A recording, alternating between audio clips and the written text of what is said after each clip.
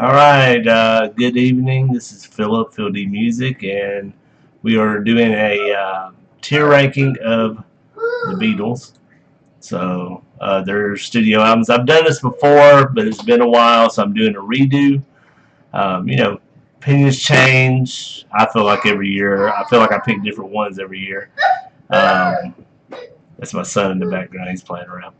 So we'll just do this real quick. So we'll start with "Please Please Me." There's some classic covers and some originals on here. Um, I wasn't really into like Anna, Ask Me Why, and Baby It's You. The rest were cool, not among my favorite Beatles songs or anything, but uh, I think I preferred like their later material, like a lot of people do. This older style, I just wasn't really into as much. But it's them figuring it out. It's their first album. I mean, it's pretty damn good for a first album. It shows their talent. Without this, there would be no later one anyway. So um, I'm taking a C. It's not bad for a start. I know. Well, let me say this right off. I know there's a lot of Beatle fanatics, and they probably just say everything's a classic. I do not feel that way.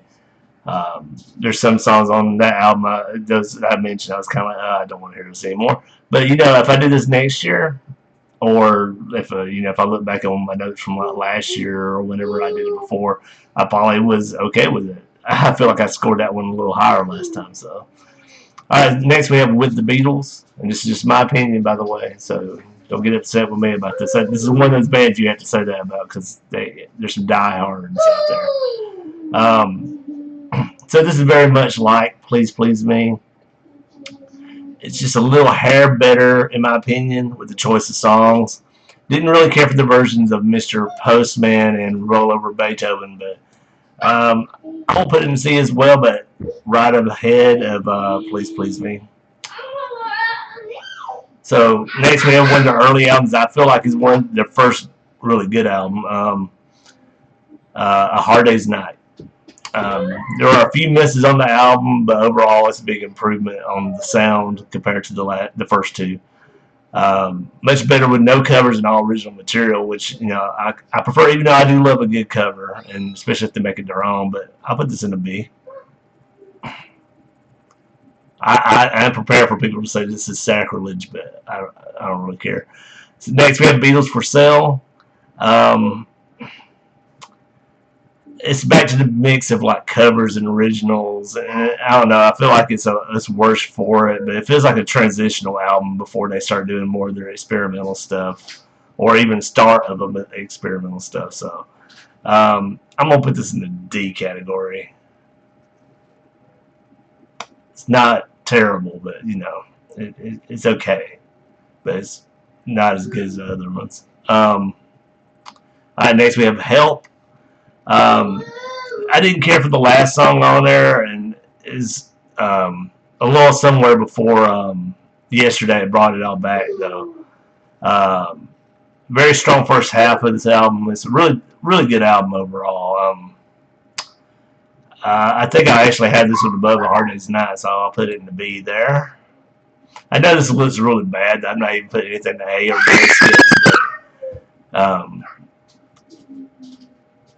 Yeah, so for me, an A can still have a skip, but there is a no skip thing because I feel like that's like an almost perfect album.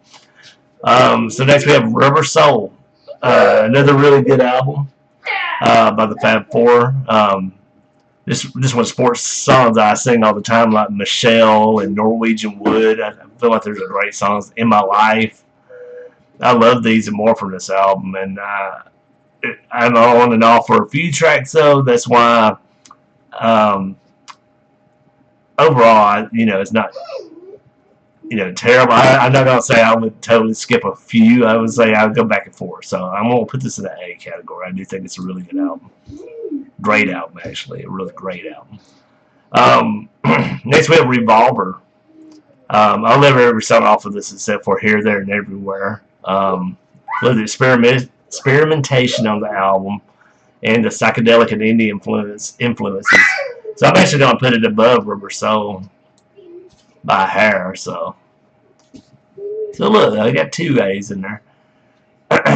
Next, we have Sgt. Pepper's Lonely Heart Club Band. Sorry, I'm still getting over being sick, so my throat is still messed up.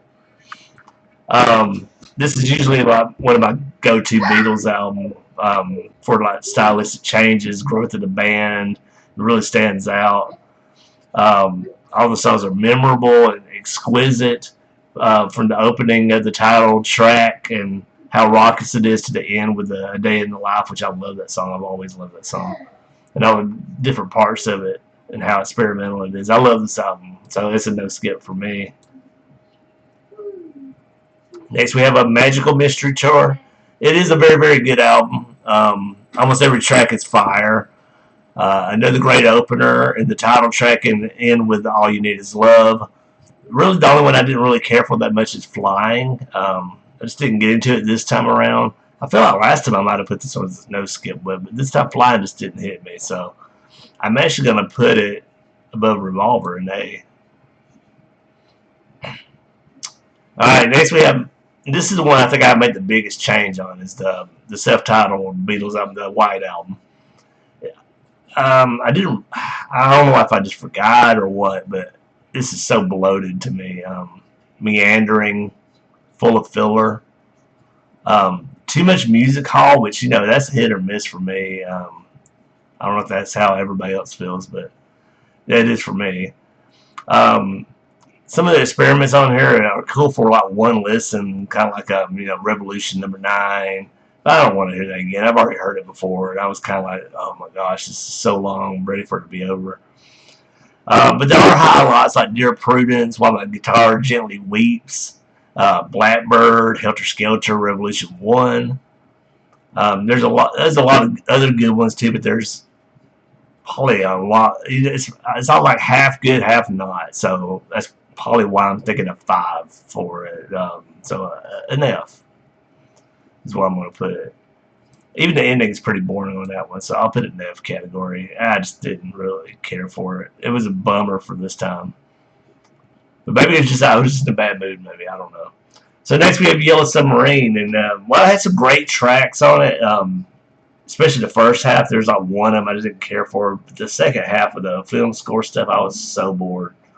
I was ready for it to be over, and so I'm going to put that F to the very bottom.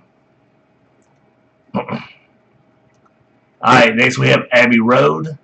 Not a wasted note or lyric on this. Is the perfect album in my opinion, with from Come Together to even the end with Her Majesty. I loved all of it. It's seamless. Couldn't recommend it enough. So it's the top of the board for me, which is I think what most people think. And lastly, we had their last album. I'm not going to do the Past Masters. I'm not doing those. I don't really feel like that is really their studio albums. That's like a collection of stuff after the fact, after they're already done. So Let It Be, very good album, but there are a few skits, namely Maggie May and For You Blue. Fantastic opener in Two of Us. I was singing that again today, and the ending, Get Back. I mean, perfect ender to go off on. Classic. Great ending to a discography. But like I said, I did have those couple tracks I didn't care for. But I am still going to put it as the highest of the B's. So there it is. So that is my tier ranking. Just my opinion. But I would love to hear what ranking you have for it, though. So let me know in the comments below. Like and subscribe. Share.